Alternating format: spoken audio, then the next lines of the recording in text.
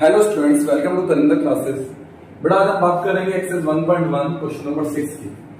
Question number 5 तक हम कर चुके हैं।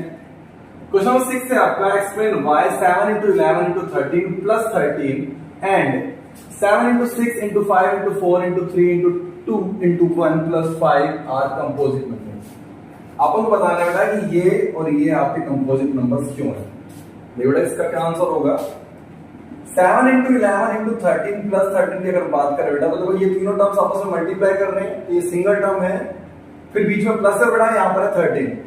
तो बेटा इधर से और इधर से दोनों में से बेटा 13 क्या आ जाएगा, कॉमन आ जाएगा बेटा। यहाँ से आपका बच जाएगा 7 into 11 और यहाँ 13 बन जा 13। बेटा 13 into 7 into 11 बेटा 77 प्लस 1 ये हो गया बेटा 13 into 78। बेटा यहां पर आप मल्टीप्लाई करेंगे तो आपको कितना आएगा 1040। 13 को 78 से मल्टीप्लाई करने पर आपका आंसर आएगा 1040।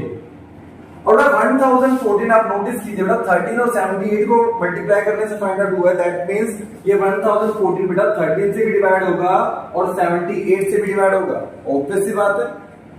और ये अपने आप से भी डिवाइड होगा और बेटा 1 से भी डिवाइड होगा।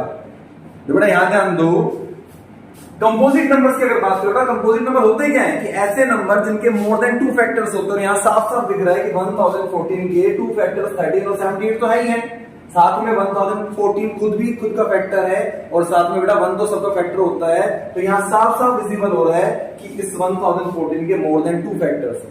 तो आप क्या लिखने वाले हैं, अबोव नंबर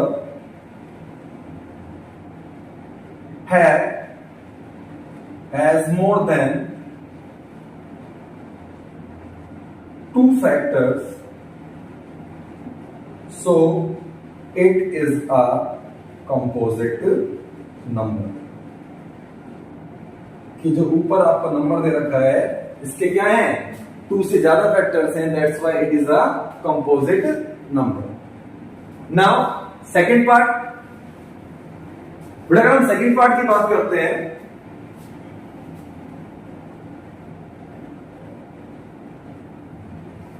थोड़ा, सेकंड पार्ट आपको गिवन है 7 into 6 into 5 into 4 into 3 into 2 into 1 plus 5। बेटा तो यहां पर भी क्या हो रहा है, ये सारे आपस में मल्टीप्लाई कर रहे हैं, फिर प्लस का साइन आ रहा है, फिर ये 5 आया है। थोड़ा यहां से और यहां से दोनों में से ना बेटा 5 कॉमन आ जाएगा। और अगर आप 5 कॉमन लेंगे बेटा तो यहां बचेगा 7 into 6 into 4 into 3 into 2 into 1 और प्लस में यहां बेटा 1 बचेगा।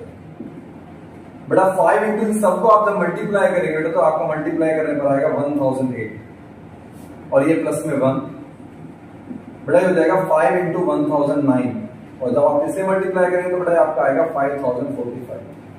तो 5045 ऑब्वियस सी बात है, 5 और 1009 से मल्टीप्लाई से आया है तो ऑब्वियस सी बात है ये 5 से भी डिवाइड होगा और 1009 से भी डिवाइड होगा और अपने आप से भी डिवाइड होगा और 1 से भी डिवाइड होगा। तो बेटा यहां साफ साफ दिख रहा है कि इसके क्या है, 2 से ज्यादा फैक्टर्स है। That's why it is a composite number। आप क्या लिखने वाले again, above number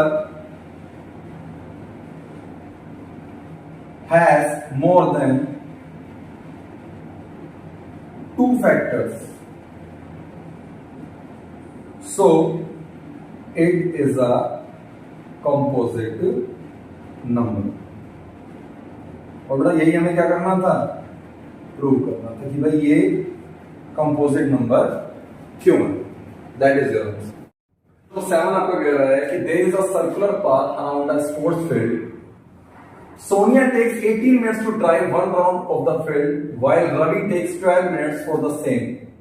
suppose they both start at the same point and at the same time and go in the same direction. After how many minutes will they meet again at the starting point. बेटा question में क्या है, कुछ इस तरह का question बेटा आपका, सपोज करो ये कोई आपका क्या है, सर्कुलर फील्ड है, दोनों के दोनों बेटा क्या है, यहां पर खड़े हैं और एक सेम ही डायरेक्शन में दोनों जा रहे हैं। तो बेटा दोनों को सेम पॉइंट पर वापस ये एक दूसरे से चलते चलते बेटा, यहां पर ये रुकना नहीं, एक में चक्कर लगाया फिर रुक गया, ऐसा नहीं करना, चलते चलते वापस सेम पॉइंट पर कब आकर मिलेंगे बेटा, ये अपन को फाइंड आउट करना है। और जो बेटा किस तरह से करेंगे, तो यहाँ क्वेश्चन तो बाद में सोल्व करेंगे, पहले यहां पर सोल्व करेंगे बेटा। देखो नोटिस करो, सपोज करो बेटा सोनिया को लगते हैं 18 मिनट्स, जबकि रवि को लगते हैं 10 मिनट्स। तो 12 मिनट्स के अंदर रवि क्या करेगा, यहां से एक चक्कर लगा के यहां पहुंच जाएगा, और उन 12 मिनट्स बेटा सोनिया कभी यहीं पहुंची होगी, यस और नो? क्योंकि सोनिया को यहां तक पहुंचने में तो 18 मिनट्स लगते हैं ना। अगेन 10 मिनट्स में बेटा रवि फिर यहां पहुंच जाएगा, और सोनिया भाई 6 मिनट की डिस्टेंस बाकी थी तो यहां पर कवर करके यहां पर पहुंच जाएगी।